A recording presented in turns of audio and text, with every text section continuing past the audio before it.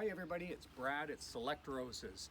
We're in the summertime now. We've just come off a big heat wave. We enjoyed some of the warm weather. The roses were blooming like crazy, and we have time to finish planting a new bed that we did.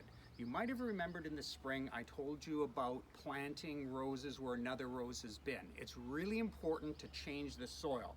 So in one of our videos we did just a small circular area where we removed the soil, we amended it, and we put new soil in the new rose. This one I want you to notice that we removed one whole bed of roses here. It wasn't a large bed, there was maybe 5 or 6 plants in here.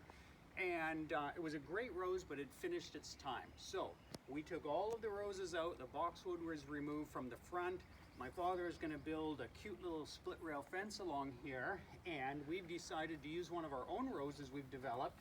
It's a really popular variety. We're calling it Our Anniversary. It will be launched in Europe and other areas where they'll be calling it As Good As It Gets. And what we love is that it changes colors from bright red to plums and purples. It has a beautiful little rosebud on it. It looks just like a hybrid tea. But the most important thing about this rose is this thick, shiny, disease-resistant foliage. Amazing plant habit. And look down here, I want to show you the amount of new shoots coming up. This is a plant that came from Palatine Nursery, and it's budded on what they call multiflora understock. And I think I could count, there's probably more than a half a dozen strong new shoots coming on this rose that's going to fill out the bush. So the whole plant will turn out to be a wonderfully balanced rose bush. Starting with a good plant is important. So what we did with this bed is we removed about half of the soil. That went out to the pasture. We are lucky enough that we're able to recycle the pasture soil. We used some of the pasture soil in here, and then we amended with some of our compost mix that we plant roses in. We also used a couple other items that I'll show you here. We sprinkled the whole bed with humic. This is something we recommend that you add to a little planting hole, or if you're doing a full bed like this, you can sprinkle it over the entire bed. The other thing that's already been done to this bed is we've added the starter food. And the best brand is Select Rose Starter Food. Much better than using just bone meal alone. If you're doing one rose, that's fine, you can put the little sprinkle in. When you're doing a bed like this, we just broadcast a few handfuls over the whole bed and we rototill it in. I'll show you, since we're at the front here, the main food. This is what you don't add now. So I'll repeat that. You don't add your main summer food now, but that's when you can burn a rose. So this is our main summer rose food. We don't have a lot left, so if you happen to be one of our local customers, you'll want to come and see us soon, as this is the type of food that produces roses like this. That's South Africa. We still have a few plants of that one left too. That's one of the best roses you can buy. It's a Cordes bred rose. We use it a lot in our breeding program. So let's go back to planting this rose. We've amended the whole bed. We got rid of some of the old soil. So all we're going to do is add, I'll just plant one of them, but we're actually going to put 4 or 5 of them in this area. It's a nice compact growing rose. So we will dig a hole here. And it's a cooler day today. We decided on those hot days that it wasn't the best time, of course, to plant.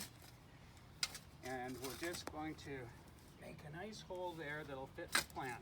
Since we've already rototilled the entire bed, it's not important to make a gigantic hole because we know that this soil has been thoroughly worked through, compost has been added to it.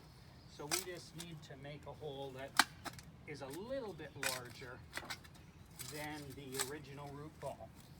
We're also going to top dress this bed with some mulch. And the whole idea is we want to make sure that we have about, and I'll show you how we measure the pot size here. We want to make sure that the crown of the rose in our climate is slightly below the level of the soil. Now you see where I'm sitting it here, we're about the soil level, but we're going to be adding 1 or 2 inches of mulch, so that'll be buried. I'm still going to dig out a little bit more to make sure that's down enough. A couple things you need to decide is how you're going to face the rose. Are we going to face it this way here, or are we going to turn it around the other way? Now, typically I would have faced it the way I just had it, but the way things are happening here. The sun is coming forward. It's going to end up pulling this bush forward, and all of these basil shoots, the new canes, they're all coming up this way. They're going to fill in the plant like this. So you're going to wonder, why is he planting it backwards? I'm actually planting it the direction I know the plant will fill in the best. So we'll lift this rose back out. We're going to take a little bit more soil, just so it's down a little more. We will do the mulching a couple days from now, and we're just using basic aged ground fir bark.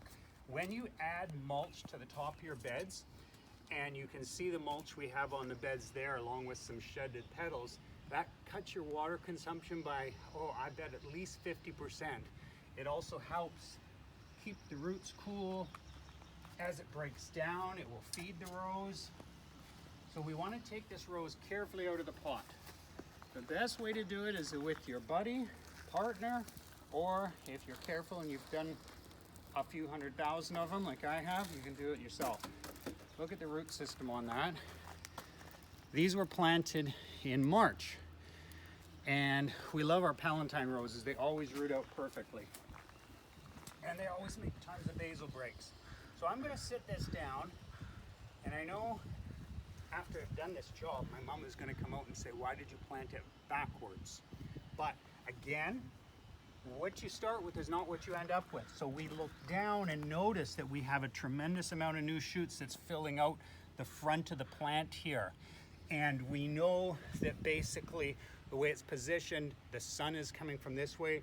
Things in this bed all have a tendency to lean a bit forward. So I call this overcorrecting when we're first putting something down in there. So the hole is much larger than the original root ball of the plant. We will just bring some of that existing soil around it. I'm not adding, as you see, our starter, because the whole bed already had that all incorporated into it.